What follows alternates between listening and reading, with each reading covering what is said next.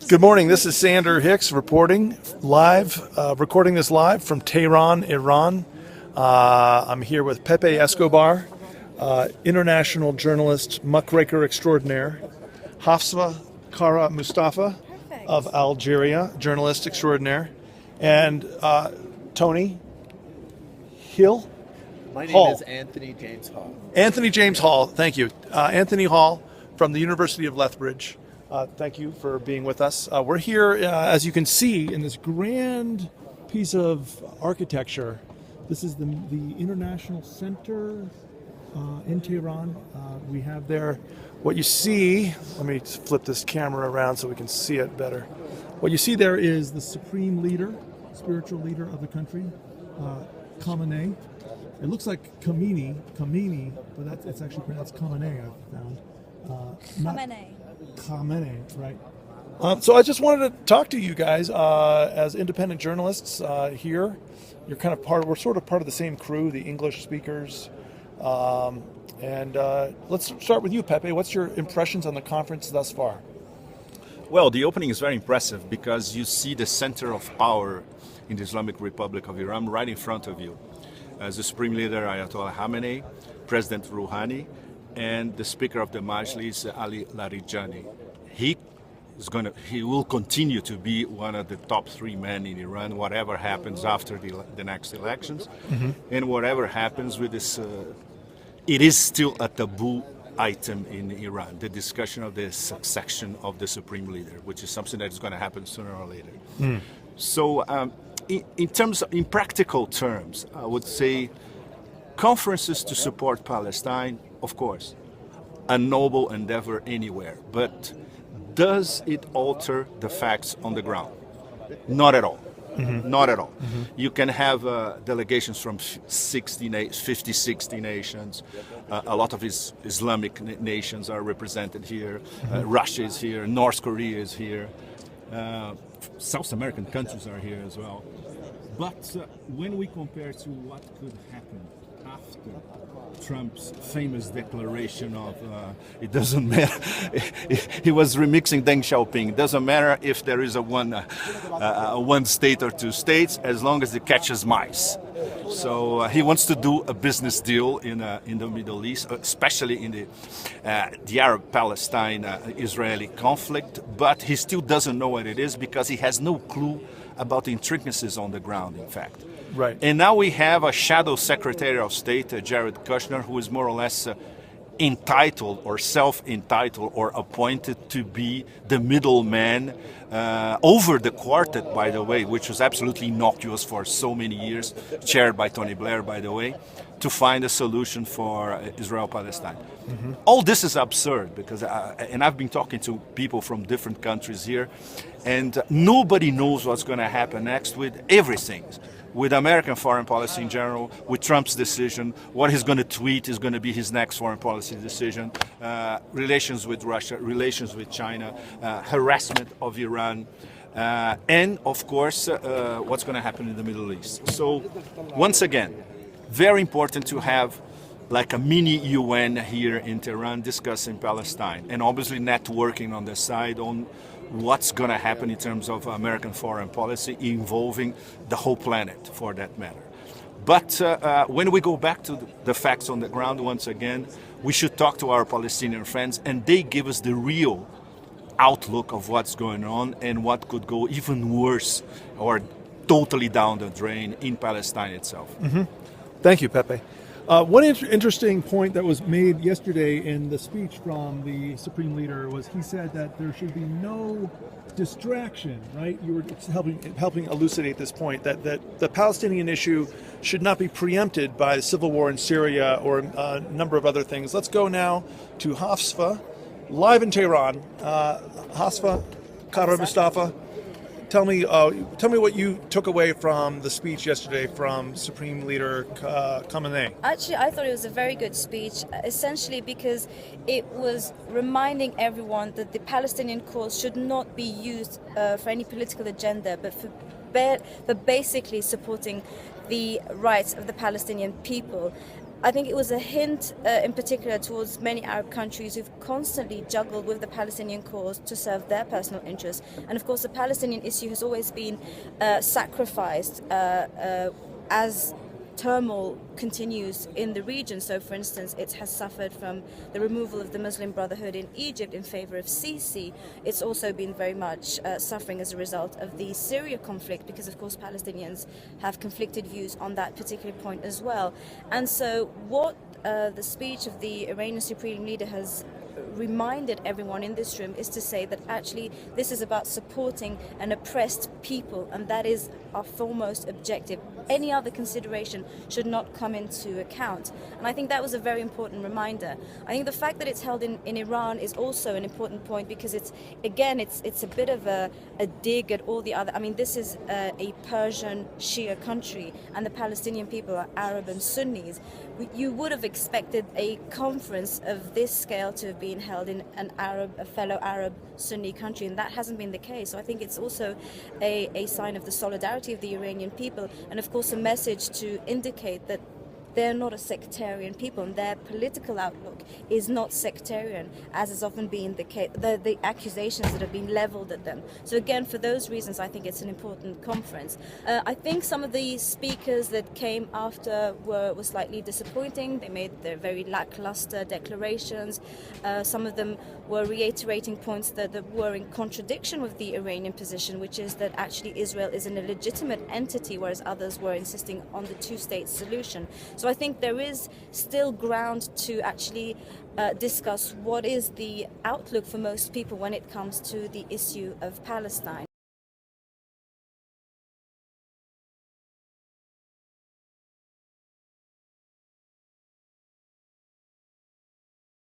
Netanyahu himself was in the U.S. Congress saying, you know, this country should be invaded. Sheldon Adelson publicly says it should be nuked.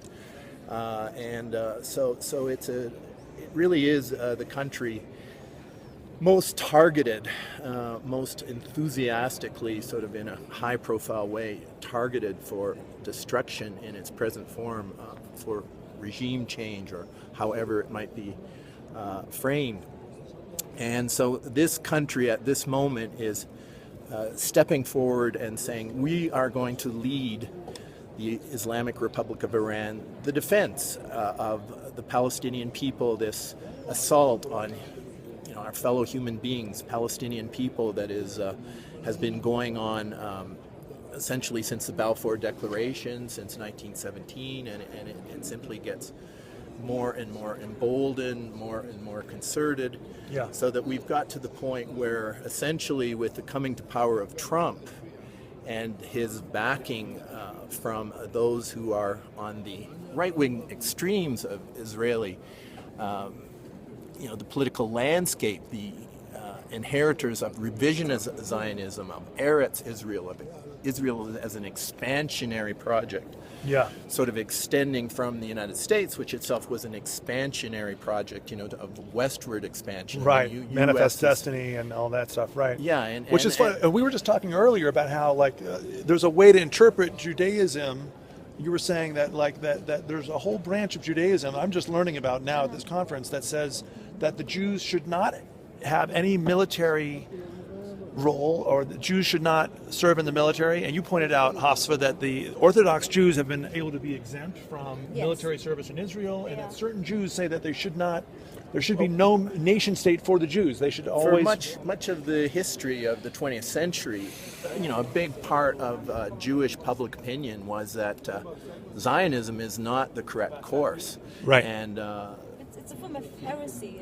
It actually goes against the basic principles of Judaism, and that's one of the reasons why Orthodox Jews do not participate in the military, because they shouldn't fight under a banner, under a flag, under a nation flag. This is why some of the Jews are here present, Orthodox Jews are present in this conference. And of course, many of the Jewish critics of Zionism in the 20th century observed, we're integrated into the countries where we live. We share in the national values and are comfortable, and if it's posed that there is a nation state, a sovereign country that represents Jews collectively, then this puts us in an awkward position, because then the question will arise, well, where do our allegiances rest? What if this Jewish state has different priorities or different interests than the countries where we're situated? And so this is a question which really is coming to the forefront now. Donald Trump says America first. But is his policy America first, or is it a repetition of what we see in all the Western countries, which is Israel first? That the most dominant, powerful lobby is that which says, Israel is under assault. Israel must do self-defense. It's always framed in terms of, Israel is the victim of Palestinian aggression and therefore needs to engage in self-defense. This mantra is repeated in all our countries. Yeah. So this Trump regime, it looked for a time, and I certainly bought into it, that Hillary Clinton was the kind of chosen one of the neocons, the people who supported George W. Bush and responded to 9/11 in the way they did, that Hillary Clinton had that constituency. But lo and behold, as the power is shifted, it seems that Trump is the favored candidate of Netanyahu. Yeah, I think so. And I think there may be a connection here, which is beautifully explored in the brand new book that I just finished translating and will soon be published by Laurent Guyeno. It's called From Yahweh to Zion. And in this book, it's really a modern and fair-minded and very, very erudite treatment of the Jewish question, what used to be called the Jewish question, which I never even, in the past, I rejected the idea that there was such a thing, or a Jewish problem. I said there is no such thing. There's a problem of Zionism, but there's no Jewish problem. But Laurent Guyeno, with his historical erudition, has gone back and looked at a certain pattern in history that involves essentially a small elite, a cognitive elite, and of course a power elite in the Jewish community that has been myth-making in order to brainwash people, primarily their own people, that is primarily the Jewish tribe, by saying you must obey Yahweh, which is a code word for the Jewish tribal leaders, the cognitive elite, and you must smash the idols of other tribes rather than work with them or intermarry with them, and you must essentially rob and plunder them through deceit, stealth, and treachery. And all these other evil tribes, the Goyim, the other nations, are out to get you, so you have to get them first, essentially. This has been a kind of a programming that's been drilled into Jewish people by this unscrupulous cognitive elite, to the point that Guyeno suggests that the Jewish community, in many times and places, has acted towards other communities in the same way that a psychopath acts toward other individuals. And so this is kind of a nutshell description of what Guyeno sees as the so-called Jewish problem or Jewish question. And he argues that it's Jews themselves who ought to be welcome this research and to liberate themselves from this programming of their cognitive elite. But that said, I would add that the myth-making capacity of this Jewish cognitive elite down through the millennia is quite extraordinary. And as a folklorist, I've been trained to appreciate expressive culture. Great storytelling, great myth-making, great legend-telling, urban legends. I studied Sufi legends in Morocco for my PhD. I love all forms of creative expression. And so I think we should appreciate that. We can appreciate the amazing story of Exodus, the incredible storytelling quality of the Old Testament, and even the kind of amazing, if often cheesy and creepy storytelling in today's very corrupt Hollywood, which of course is dominated by our current Jewish cognitive elite. We can appreciate the expressive culture aspect of all of this, but we should also use our critical intellects to take it apart, understand what's really going on, how it's really working, and then mitigate the most harmful things that are coming out of this, such as all of these false stories about the clash of civilizations, the war on terror, all of these false flag attacks that are being arranged, the assassinations of our greatest leaders like the Kennedys, who were killed, I think, largely by what we might call a Jewish mafia. All right, let's go there. You blew my mind with your latest fact about Jack Ruby, who was actually Jack Rubenstein, the guy who covered up and killed Lee Harvey Oswald, the main patsy. What was your new insight into that? You broke it down the other day. I mentioned that Guyeno cites convincing evidence, and I forget the source, that Rubenstein, a close associate of Mickey Cohen, the Jewish mafia leader from California, who is the source of the character in The Godfather who puts the horse's head in the bed. Remember Yeah, the horse's yeah, of head? course, of That's course. Mickey Cohen that did that. Mickey Whoa. Cohen was a close associate of Jack Ruby and Rubenstein, who a mob hitman and liaison between the Dallas Police Department and the Jewish Mafia, he came into the Dallas Police Department on the day he shot Oswald as a translator for Israeli journalists. So why, pray tell, if that's true, why would the Mossad want to kill a nice Catholic boy like Jack Kennedy? Oh man, well, long story short is that David Ben-Gurion and other hardline Israeli leaders were absolutely convinced that they needed nuclear weapons to guarantee the security and expansion of their state, on the ongoing project of Greater Israel. John F. Kennedy was absolutely dedicated to shutting down the Israeli nuclear program, and Lyndon Johnson was a long-term Israeli agent and mole who'd been working with the Jewish mafia throughout his entire career. So that's the long and short of it, was that Kennedy was killed to make sure Israel developed its nuclear weapons. Interesting. But we were just talking at breakfast about the North Koreans and the nuclear. You were saying you thought it was good that the North Koreans had an augmented amount of respect because you can't invade them because they have the nuclear option. And I was taking more of a John Kennedy kind of perspective of saying we need to have less nuclear weapons in the world, and I know the U.S. should lead by example, and the U.S. is trying to take apart some of its outdated ICBMs. Well, it's trying to take away some of its dated, doesn't mean it doesn't have any. And as we mentioned earlier, all it would take is one major bomb. All you need anyway. is one, right? So the amount is irrelevant, but the point is that whoever possesses a nuclear arm actually becomes untouchable. We've seen this. So you have slightly belligerent talk against Pakistan or India, for instance, but it never really escalates to any extent in the way that it does with Iran or any other countries. What we've seen with North Korea is, despite its quite a brazen and an arrogant attitude at times, it still is untouchable. And I think the point that they made was basically a nudge to people: this is what actually keeps you protected. Now, from a moral standpoint, we can oppose nuclear weapons, and of course we should. But again, when you look at the fact that America has a voracious appetite for war, it has been going after far weaker countries for many, many years now. And that's what it does, actually. It is behaving like a schoolyard bully. It goes after countries that are far, far weaker, and at times even at their weakest. So they went after Vietnam after it had fought a long anti-colonial war. When it went against Iraq in 2003, it made sure that all its arsenal had been destroyed by the UN, and so that made the invasion that much easier. It went after Libya when Libya had been under regime sanction for many, many years. So it ensures that it actually targets very, very weak countries. Now, although Iran is no pushover, and although Iran is no Libya or Syria, it nevertheless has been under a very stringent regime sanction. And so it isn't a powerful country, and it wouldn't stand up to an aerial assault by the US. And therefore, the only thing that could potentially protect it and protect the wider Middle East would be the idea, at the very least, that it is a nuclear power. I think that's the way to deal with the US. It really doesn't stand up to strong people. It only attacks the weaker nations. And I think in that respect, the North Korean message and the delegation from the North Koreans actually made a lot of sense. Yeah, this particular moment in time, I'd like to sort of return to that, just to put on record, what we're living through. The coming to power of Trump, it's happened in a way that the so-called two-state solution is more or less defunct under the present power structure of the world.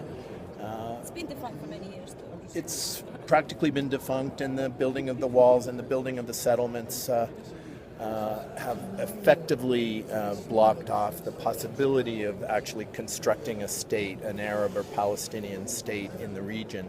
Nevertheless, it's part of the sort of imaginary realm that we live in. It's often comes to the fore as a possibility.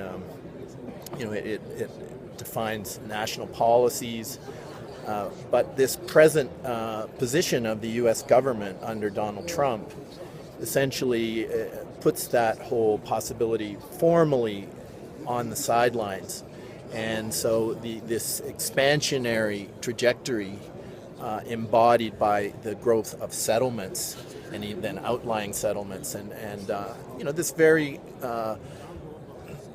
familiar pattern of imperialism, which is that empires grow and absorb new frontiers.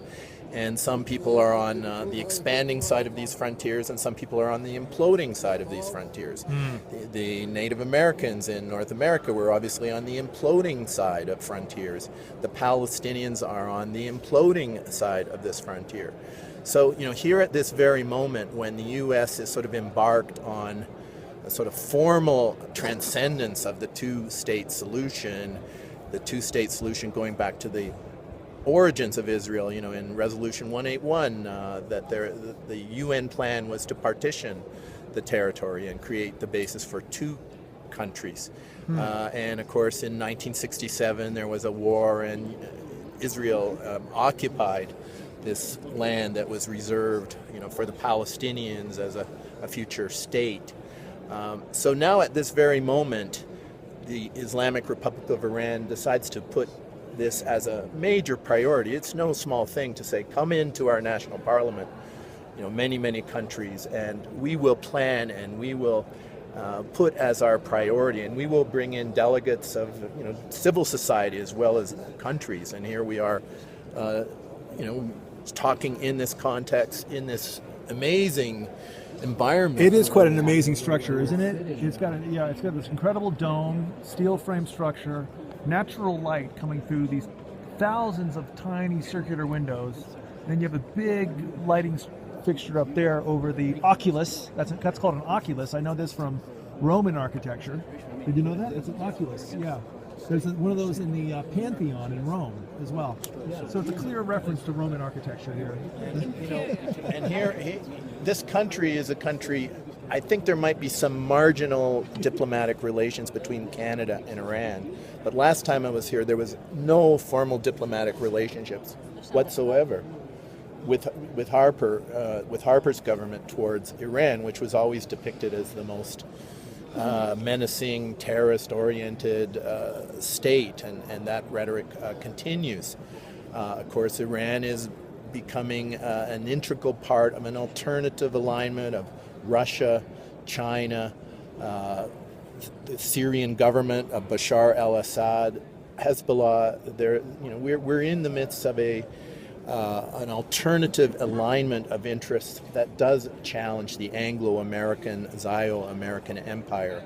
Yeah. And so here we are at this moment in time with this emphasis on Palestinians, the history of the assault, the genocidal assault on Palestinians that continues, that becomes more and more sophisticated.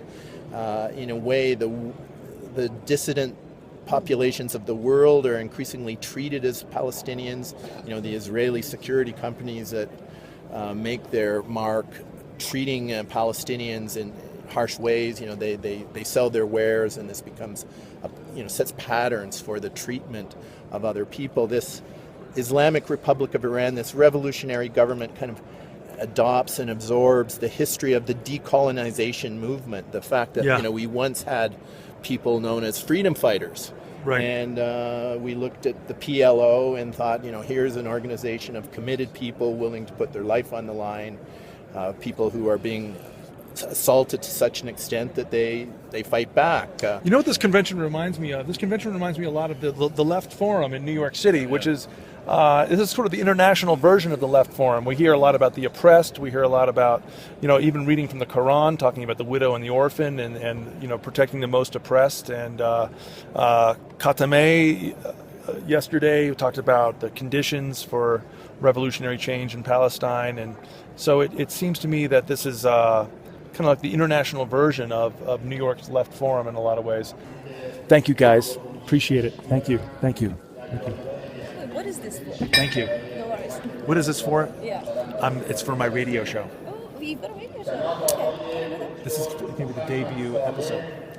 Yeah. I think it's